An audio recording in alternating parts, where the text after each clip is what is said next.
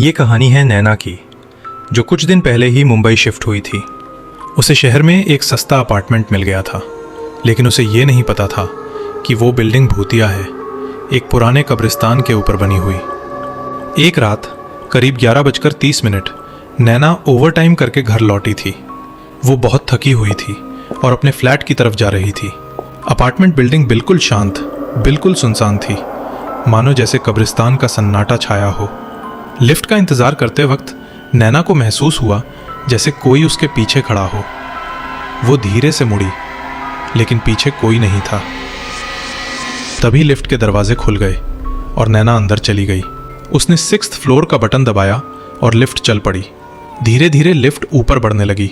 1st floor, 2nd floor, 3rd floor, सब कुछ normal था। लेकिन 4th फ्लोर पर लिफ्ट अचानक झटके से रुक गई। दरवाजे धीरे धीरे खुले, मगर बाहर कोई नहीं था, सिर्फ खामोशी और ठंडी हवा का हल्का सा एहसास। नैना घबरा गई। उसने फिर से 6th फ्लोर दबाया। दरवाजे बंद हुए और लिफ्ट फिर से ऊपर चल पड़ी। लेकिन इस बार लिफ्ट 6th पर रुकी ही नहीं, वो ऊपर बढ़ती रही।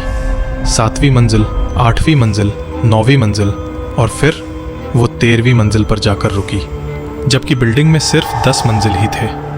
दरवाजे खुलते ही नैना ने देखा उसके सामने एक कब्रिस्तान फैला हुआ था। दूर दूर तक सिर्फ कब्रें ही कब्रें। नैना डर गई।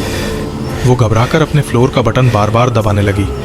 तभी उसे एक सफ़ेद साड़ी वाली औरत एक कब्र के ऊपर बैठी हुई दिखी। वो औरत धीरे धीरे खड़ी हुई और नैना की तरफ बढ़ने लगी।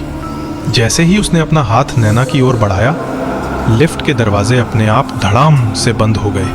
अगले ही पल नैना के पैरों के नीचे की ज़मीन खिसक गई।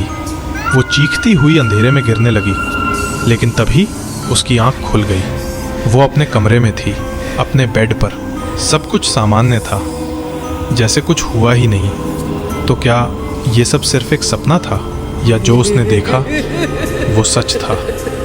आपको क्या लगता है, ये नैना का भ्रम था या सच में वो बिल्डिंग भूतिया थी?